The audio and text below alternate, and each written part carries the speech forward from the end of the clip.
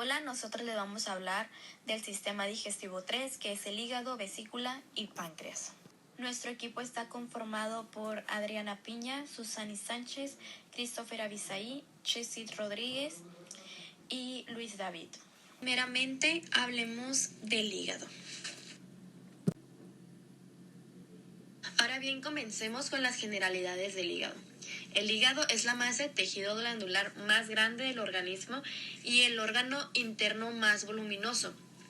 Tiene un peso aproximado de 1.500 gramos, que corresponde más o menos al 2.5% del peso corporal de un adulto. Se encuentra en el cuadrante superior derecho y en la parte del cuadrante superior izquierdo de la cavidad abdominal.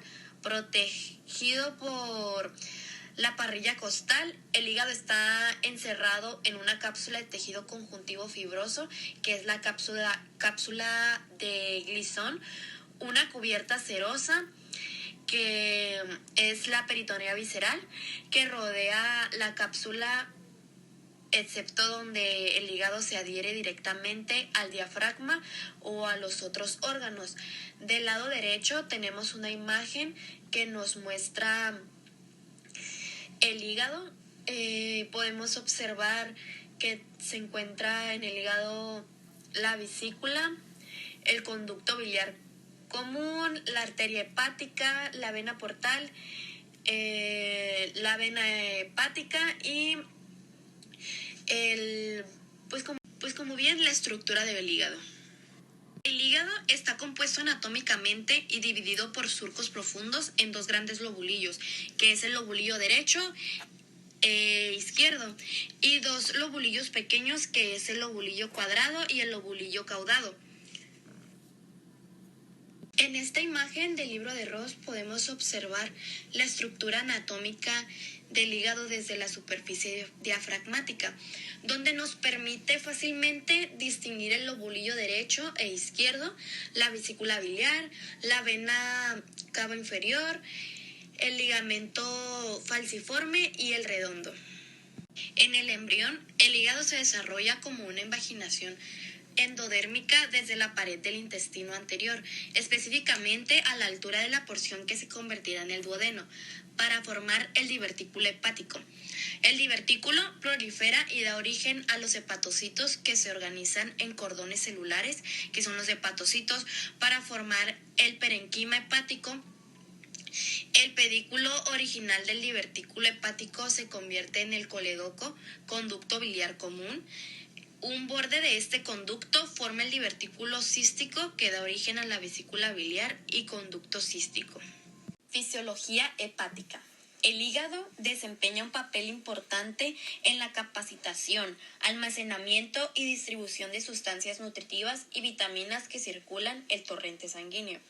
También mantiene la concentración sanguínea de glucosa y regula la concentración circulante de lipoproteínas de muy baja densidad. Además, el hígado degrada o conjuga muchos fármacos y sustancias tóxicas, pero puede ser abrumado por estas mismas sustancias y sufrir lesiones. El hígado también es un órgano exócrino que puede producir bilis, que contiene sales biliares, fosfolípidos y colesterol. El hígado desempeña funciones endocrinas también. Proteínas plasmáticas circulantes. El hígado produce la mayor parte de las proteínas plasmáticas que circulan en el organismo. Estas son la albúmina, las lipoproteínas, glucoproteínas, protrombina, fibrihidrógeno, globulina no inmunitaria A y B. La albúmina, que es la que participa en la regulación del volumen plasmático y del equilibrio líquido de los tejidos mediante el mantenimiento de la presión coloidosmótica del plasma. Las lipoproteínas son las que el hígado sintetiza, la mayor parte de muy baja densidad, que participan en el transporte de triglicéridos desde el hígado hasta otros órganos. Las glucoproteínas, estas incluyen proteínas que participan en el transporte de hierro, como la aptoglobulina, la transferina y la hemopexina. La protombina y los fibrinógenos Son componentes importantes de la cascada de coagulación de la sangre. La globulina no inmunitaria A y B también ayudan a mantener la presión coloidosmótica y sirve como proteína transportadora de varias sustancias. Vitaminas. El hígado almacena y convierte varias vitaminas y hierro. Las vitaminas se captan desde la sangre y después se almacenan o se modifican bioquímicamente por el hígado.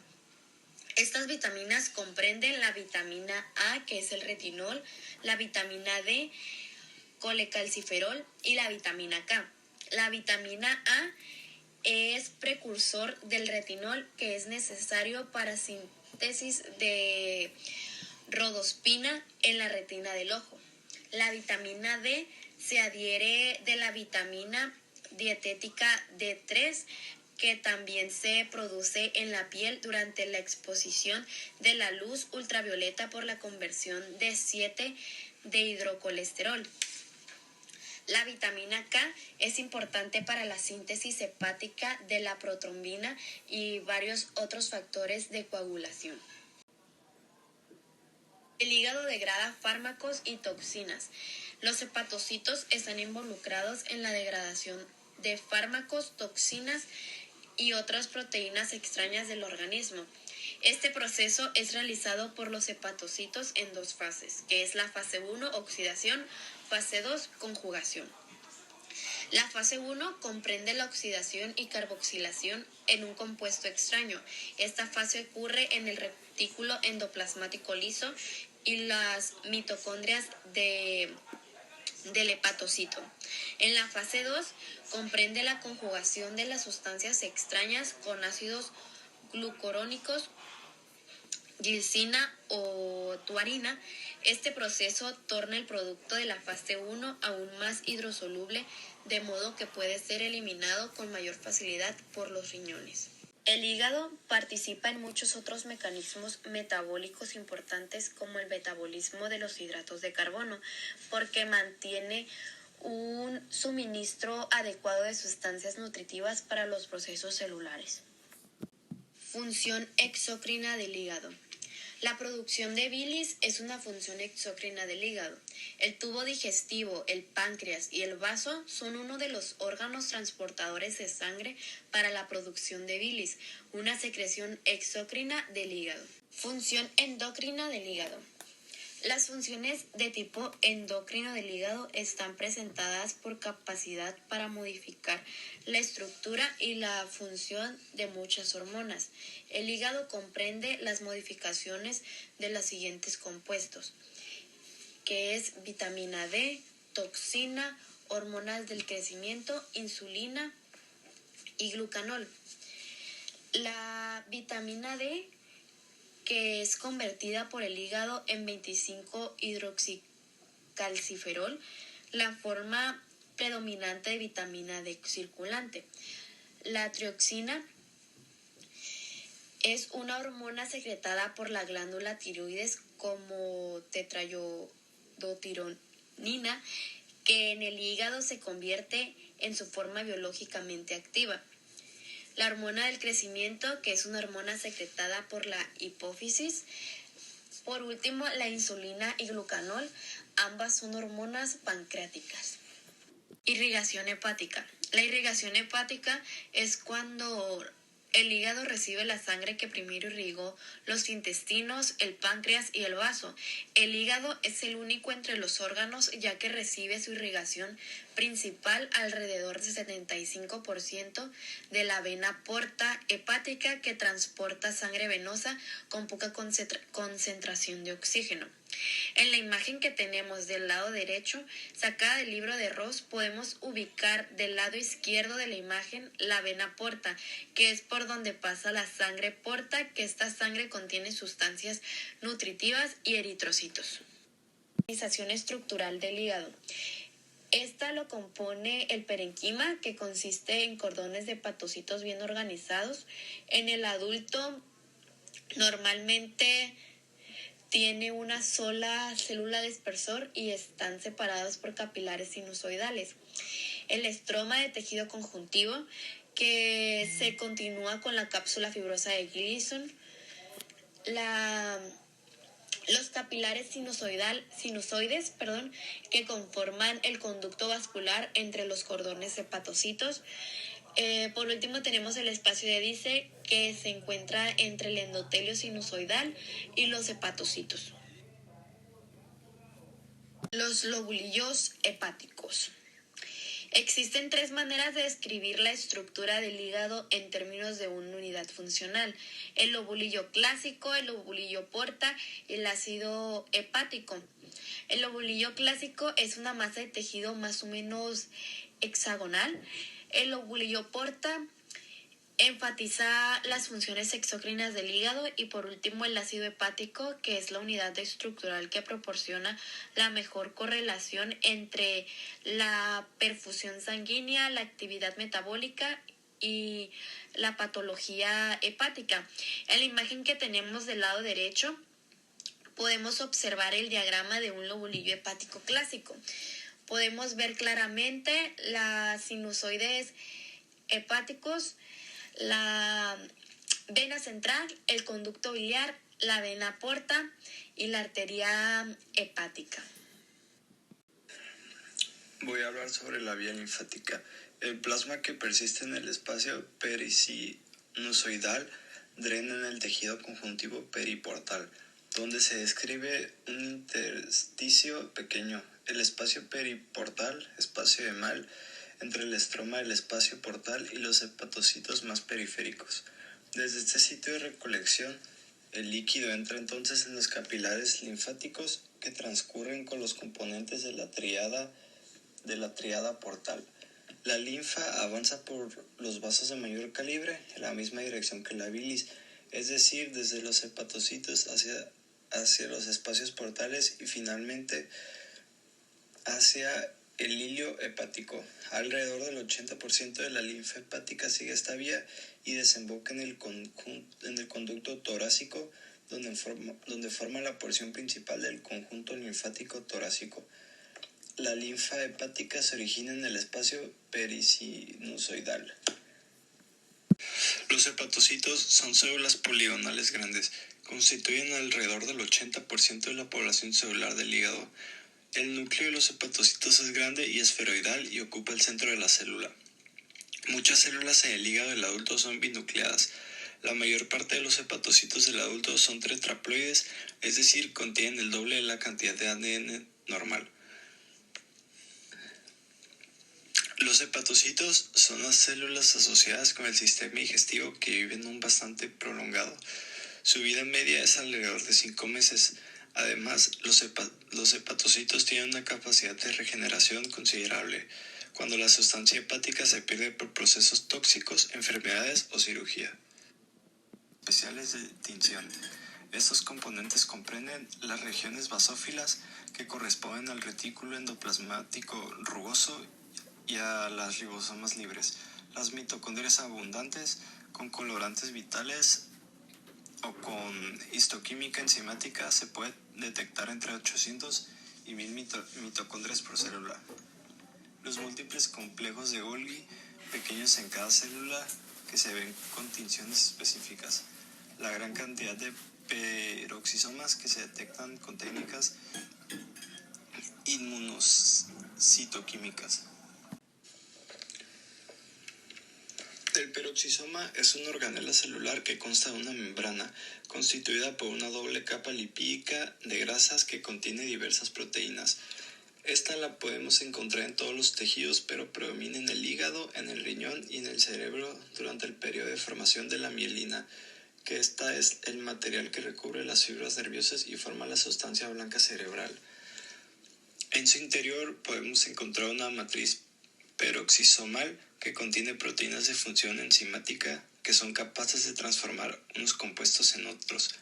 Estas enzimas catalizan muchas reacciones de síntesis y degradación de compuestos de gran importancia metabólica. El aparato de Golgi es un organulo celular que ayuda a la fabricación y empaquetamiento de las proteínas y los lípidos, especialmente de aquellas proteínas destinadas a ser exportadas por la célula. El aparato de Golgi aparece como una serie de membranas apiladas y debe su nombre a su descubridor Camillo Golgi. El aparato de Golgi es una parte de la célula formada por membranas y hay diferentes tipos de membranas.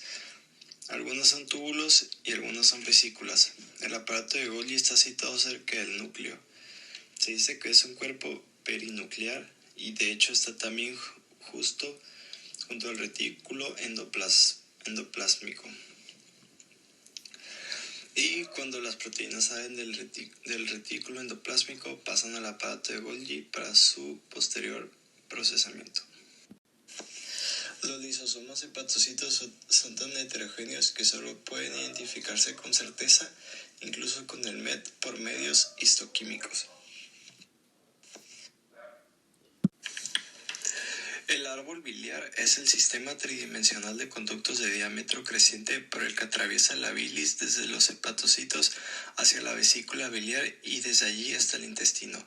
En el hígado de un ser humano adulto existen más de 2 kilómetros de conductos y conductillos biliares interconectados de diferentes tamaños y formas. Estas estructuras no solo son conductos pasivos, sino que también son capaces de modificar el flujo biliar y cambiar su composición como respuesta a la estimulación hormonal y nerviosa. El árbol biliar tiene un revestimiento de colangiocitos que vigilan el flujo biliar y regulan su contenido. Los colangiocitos son células epiteliales que forman el revestimiento interno del árbol biliar. Cuando se examinan con el MET, los colangiocitos se identifican por su citoplasma con orgánulos escasos, las uniones herméticas que hay entre las células contiguas y la presencia de una lámina basal completa. La región apical de los colangiocitos tiene un aspecto semejante a la región apical de los hepatocitos por las microvellosidades que se proyectan en la luz. Además de cada colangiocito contiene cilios primarios que detectan los cambios en el flujo biliar que producen alteraciones en su secreción. El canalículo biliar es un conducto pequeño formado por surcos yuxtapuestos en la superficie de los hepatocitos continuos. Estos canalículos biliares son las ramas más pequeñas del árbol biliar, hacia los cuales los hepatocitos secretan la bilis.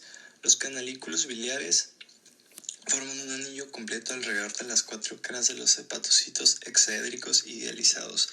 Tienen un diámetro luminal aproximadamente de 0.5 metros y están aislados del resto del compartimento intercelular por uniones herméticas que son parte de los complejos de unión que también comprenden zonas adherentes y desmosomas.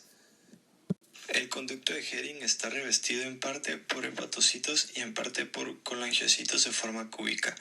Al igual que otros colangiocitos, los hepatocitos poseen microvellosidades en su superficie apical y uniones herméticas, y su dominio basal se localiza sobre una lámina basal, como el resto del epitelio biliar distal. Desde el punto de vista funcional, según se ha demostrado mediante videomicroscopia, el conducto de Hering tiene una actividad contráctil que contribuye al flujo biliar unidireccional hacia el espacio portal. Una característica distintiva de este conducto es su revestimiento formado por 2 tipos de células, hepatocitos y colangiocitos.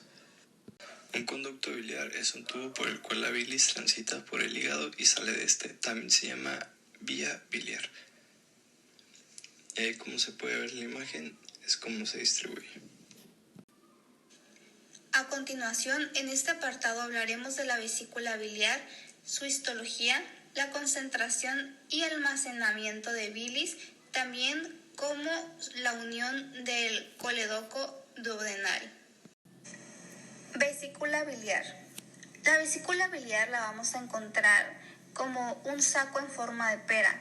En los seres humanos puede contener alrededor de 50 milímetros de bilis y esta va a estar adherida a la superficie visceral del hígado. Como podemos observar en la imagen que hemos puesto del lado derecho, está marcada de un color verde y claramente se puede observar que, como acabamos de mencionar, es un saco en forma de pera.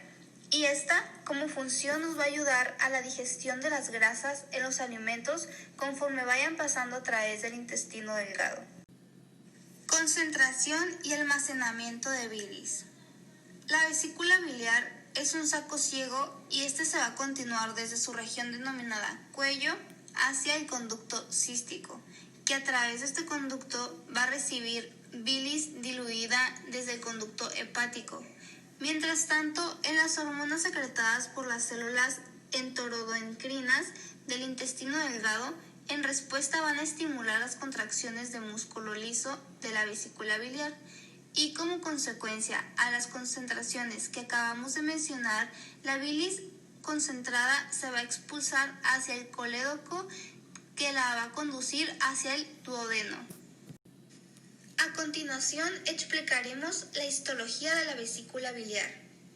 Cabe mencionar que de adentro hacia afuera va a poseer una capa mucosa, una túnica fibrosa, que son las fibras musculares, una capa serosa, y en el fondo se va a separar del hígado por el ángulo hepatocístico. Y a continuación explicaremos más a fondo. En la capa mucosa se van a formar pliegues que limitan una serie de areolas. Esta va a estar revestida por un epitelio cilíndrico alto y uniforme, que va a poseer núcleos ovalados y basales. Se van a observar numerosas microvellosidades y sus células van a estar unidas por zonulae ocludentes. Mientras tanto, la lámina propia se va a componer de tejido conectivo laxo y cabe mencionar que no tiene muscular de la mucosa. Túnica fibrosa. Esta la podemos observar con la letra número B, está señalada en la imagen que pusimos a nuestra derecha, y esta va a ser reforzada por fibras musculares. Mientras tanto, en la capa muscular, que está señalada con la letra C, va a ser delgada, de fibras separadas por un tejido conectivo y sin dirección uniforme.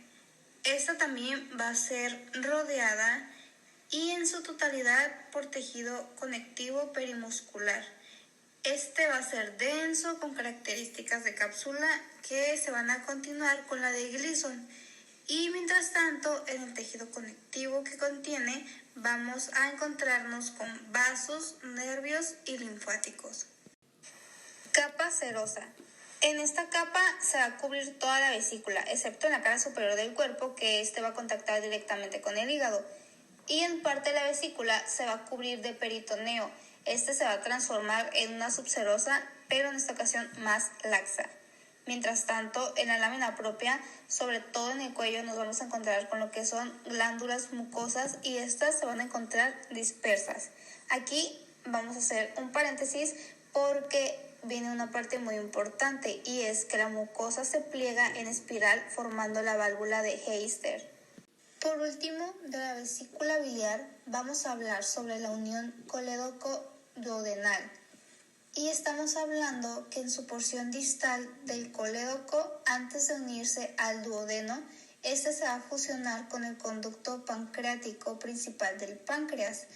Y desde este punto de unión, el conducto biliar ahora va a ser llamado hepatopancreático, y este se vuelve muy corto antes de desembocar en el duodeno. Ahora hablemos sobre el páncreas. Ahora hablemos sobre las generalidades del páncreas. El páncreas es una glándula alargada en la que se describe una cabeza, un cuerpo y una cola, como lo podemos observar en la imagen. La cabeza es la porción expandida que se ubica en la curva con forma de C del duodeno. Está unida al duodeno mediante tejido conjuntivo. El cuerpo del páncreas, de ubicación central, atraviesa la línea media del cuerpo y la cola se extiende hacia el hilo del vaso. El conducto pancreático de Wilson recorre toda la longitud de la glándula y desemboca en el duodeno a la altura de la ampolla hematopancreática de Barter, a través de la cual también se introducen en el duodeno, el cóledo y la vesícula biliar.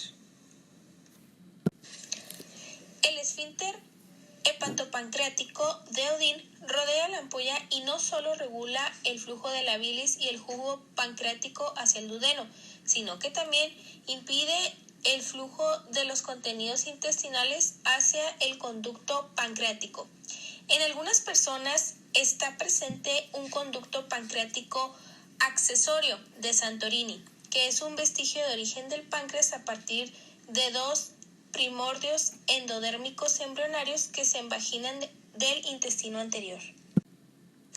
Ahora tenemos una imagen del páncreas. Para describirlo más detalladamente, el páncreas tiene una capa delgada de tejido conjuntivo laxo. Forma una cápsula alrededor de la glándula. Desde la cápsula, el tabique se extiende hacia la glándula, dividiéndola en lobulillos mal definidos. Dentro de estos lobulillos, una estroma de tejido conjuntivo laxo rodea las unidades parenquimáticas. Entre los lobulillos, cantidades abundantes de tejido conjuntivo rodea los grandes conductos, vasos sanguíneos y nervios. Además, en el tejido conjuntivo que rodea el conducto pancreático existen glándulas mucosas pequeñas que drenan en el conducto. El páncreas es una glándula exócrina y endocrina. El componente exócrino sintetiza y secreta enzimas hacia el duodeno que son indispensables para la digestión en el intestino. Y el componente endocrino sintetiza las hormonas de insulina y glucagón y las secreta hacia la sangre. Estas hormonas regulan el metabolismo de la glucosa y los lípidos y las proteínas en el organismo. Ahora bien, viendo una imagen de un corte histológico. El componente exócrino se encuentra en toda la glándula. Dentro del páncreas exócrino se encuentran dispersos cúmulos celulares bien definidos denominados islotes de Langerhans, que contribuyen al componente endocrino. Como podemos observar en la imagen, el centro de nuestra imagen histológica del páncreas encontramos algo más remarcado con blanco. Ahí es donde podemos encontrar nuestros islotes de Langerhans. El páncreas endocrino. La segunda función del páncreas es una función endocrina, la cual envuelve la producción de hormonas o sustancias que se producen en una parte del organismo y que circulan en el torrente sanguíneo para influir en otra parte distinta del organismo. En tinciones generales, este se distingue de la parte exócrina por poseer un color más rosado o tenue. La función de endocrina es la producción de dos hormonas pancreáticas principales, que son la insulina y la glucagón. En la siguiente imagen podemos ver un corte histológico del páncreas exócrino, en el cual podemos observar los acinos exócrinos, el conducto colector principal, que es uno que está un poquito más grande, el conducto interlobular y el islote de Langerhans. El páncreas exócrino contiene acinos que secretan jugo pancreático hacia el duodeno por medio de los conductos pancreáticos. El jugo pancreático contiene varias enzimas, algunas de las cuales al inicio se sintetizan en forma inactiva. Las células exócrinas del páncreas producen enzimas que ayudan a la digestión. Cuando los alimentos ingresan al estómago, las glándulas exócrinas liberan enzimas dentro de un sistema de conductos que llegan al conducto pancreático principal.